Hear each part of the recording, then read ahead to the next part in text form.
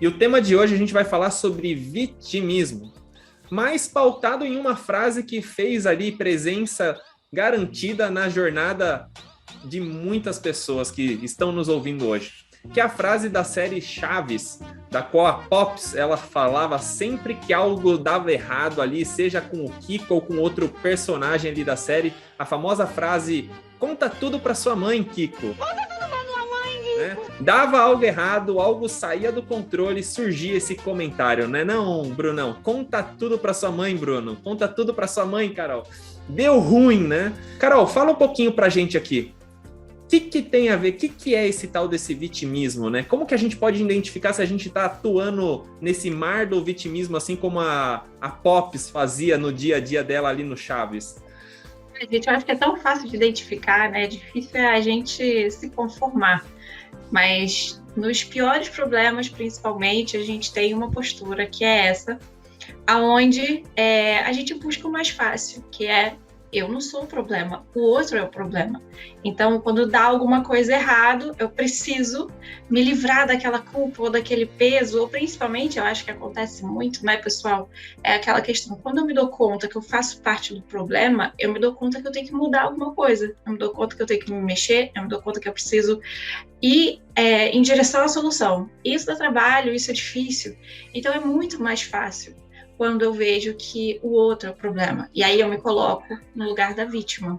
O que é mais confortável, mas distancia a gente demais do que a gente mais quer, que é a solução, né? Ótimo, ótimo, Carol. O Bruno, até a gente estava conversando um pouco antes do nosso bate-papo aqui, né, Bruno? Que você comentou que tem alguns fundamentos de alguns grandes estudiosos da psicologia humana, né? Que traz um pouco desse motivo, né? Desse porquê que muitas pessoas acabam buscando esse tal desse vitimismo, né? Você pode compartilhar com o pessoal do que é exatamente, de onde surge esse tipo de comportamento?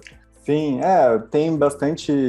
Lógico que é sempre uma interpretação, mas se você pegar mesmo Rogers ou algum filósofo, por exemplo, o Buber, ele fala bastante dessa relação entre quando a gente terceiriza essa culpa e quando a gente consegue assumir. Tem muito da nossa própria maturidade emocional, até mesmo, para a gente conseguir assumir isso, né? Então, quando a gente precisa assumir que aquela coisa que está acontecendo, que não é agradável, tem parte nossa naquilo, muitas vezes a gente vai acabar negando isso, porque é muito pesado a gente assumir que a gente é responsável por aquilo e só cabe a gente mudar.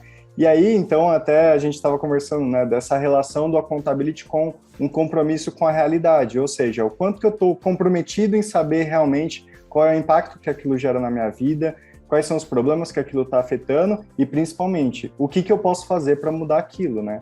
Então, é um pouco disso, né? O quanto que a gente está realmente aberto para analisar os fatos da forma como acontece e, principalmente, o que a gente pode fazer e não os outros para mudar aquela situação.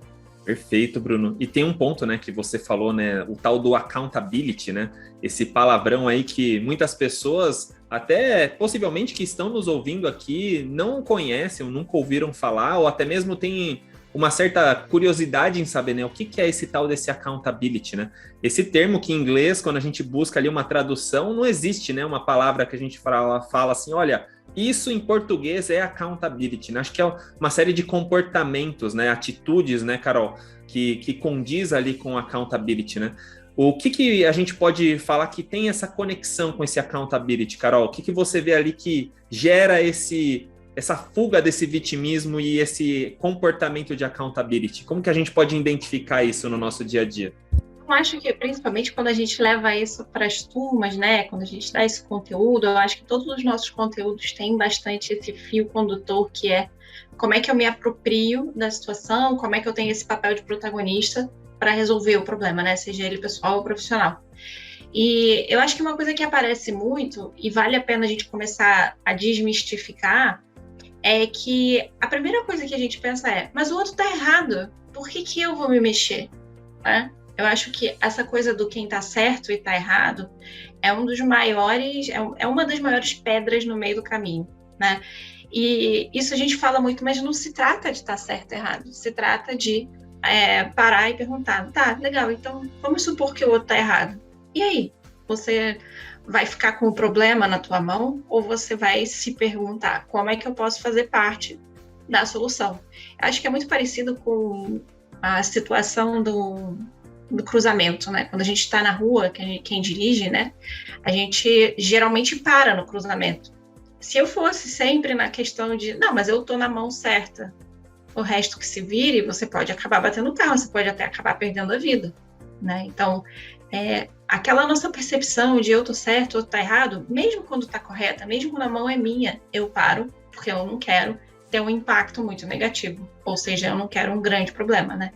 E a primeira coisa que todo mundo fala é, não, mas eu não vou, porque eu posso estar errado. E essa eu acho que é a primeira coisa que a gente pensa. Ninguém se faz de vítima acreditando que está errado. A gente acha que a gente está certo, né? Então, eu acho que a mente prega essas peças. Se eu estou certo, eu não vou fazer nada.